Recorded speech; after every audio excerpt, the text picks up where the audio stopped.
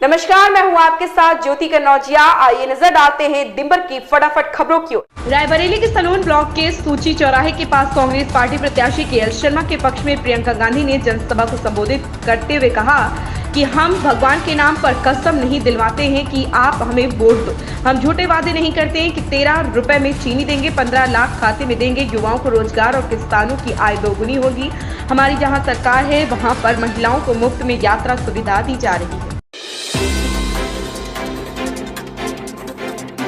वाराणसी में शुक्रवार को कांग्रेस प्रदेश अध्यक्ष और इंडी गठबंधन के प्रत्याशी अजय राय नामांकन करने पहुंचे। इससे पूर्व उन्होंने मीडिया से कहा कि देश में महंगाई का राज हो गया है। मैं साइकिल से इसलिए नामांकन करने पहुंचा हूं क्योंकि भीषण महंगाई में पूरा देश साइकिल पर चलने को मजबूर हो गया। कहा कि हेलीकॉप्टर और हवाई जहाज का जवाब ये साइकिल होगी। साइकिल आम जनता का सम्मान है। लखनऊ से भाजपा प्रत्याशी राजनाथ सिंह ने सीएमएस में बृहस्पतिवार को आयोजित प्रबुद्ध नागरिक संगोष्ठी में केंद्र सरकार की उपलब्धियों को गिनाया। उन्होंने कहा कि मैं जानता हूं कि राजनीति करने वाले नेताओं के प्रति देश में विश्वास का संकट पैदा हुआ है। नेताओं की करनी और कथनी में लंबे समय से अंतर होने के कारण ही यह संकट उत्पन्न हुआ है। नेशनल सिक्योरिटी एक्ट में डिब्रूगढ़ जेल में बंद अमृतपाल सिंह का नामांकन जेल के सुपरिटेंडेंट जेल में ही करवाएंगे। पंजाब सरकार ने हाईकोर्ट को जानकारी दी कि सोमवार को अमृतपाल सिंह के नामांकन का काम पूरा हो जाएगा। इस जानकारी के बाद हाईकोर्ट ने अमृतपाल सिंह की याचिका का निपटारा कर दिया है। दरअसल अमृतपाल सिंह ने पंजाब एवं हरियाणा हाईकोर्ट में याचिका दाखिल कर चुनाव नामांकन के लिए 7 दिन के लिए रिहा करने का आदेश जारी करने की अपील की थी।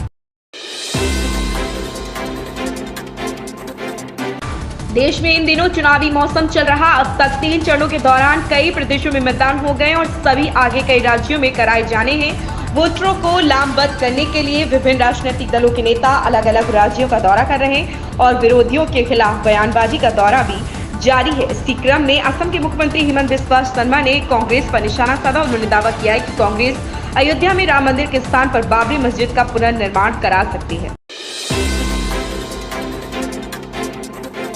नेता प्रतिपक्ष तेजस्वी यादव ने एक बार फिर से पीएम नरेंद्र मोदी पर हमला बोला। चिराग पासवान द्वारा आरक्षण पर दिए गए बयान के सवाल पर तेजस्वी यादव ने कहा कि इस बार ज्यादा टीका टिप्पणी करने की जरूरत नहीं। चिराग पासवान खुद ही कहते हैं कि वह संपन्न दलित हैं, उनको आरक्षण वापस लौटा देना चाहिए।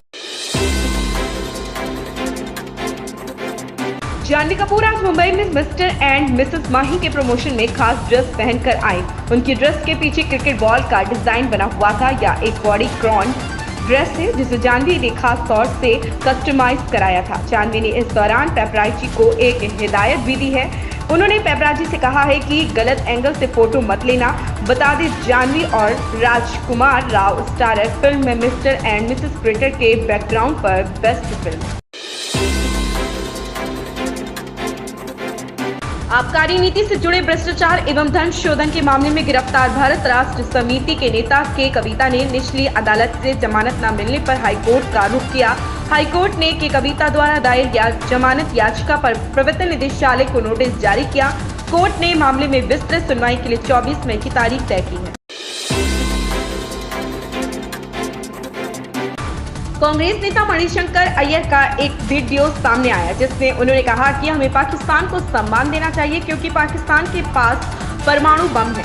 भाजपा ने मणिशंकर अय्यर के इस बयान को लेकर कांग्रेस पार्टी को घेर लिया। हालांकि अब मणिशंकर अय्यर के अपने बयान पर सफाई दी है और कहा कि यह पुराना वीडियो है। उन्होंने कहा कि भाजपा का लोकसभा अभियान लड़खड़ा रहा है और इसलिए पुराने वीडियो निकाले जा रहे हैं। मुख्यमंत्री योगी आदित्यनाथ ने अयोध्या में श्री राम मंदिर के निर्माण को लेकर सपा और कांग्रेस के कुछ नेताओं की तरफ से दिए गए बयान पर इन दोनों दलों पर जमकर निशाना साधा। उन्होंने कहा कि तीसरे चरण के मतदान तक हताश हो चुके विपक्ष के नेता अब भगवान राम पर टिप्पणी करने लगे हैं। कोई कहता है कि राम मंदिर बेकार है तो कोई कहता है कि राम मंदिर से जनता को क्या लाभ है। योगी ने कहा कि आतंकवादियों की पैरवी करने वालों को तो राम मंदिर बुरा ही लगेगा। खबरों में बस इतना ही। बने रहें हमारे साथ।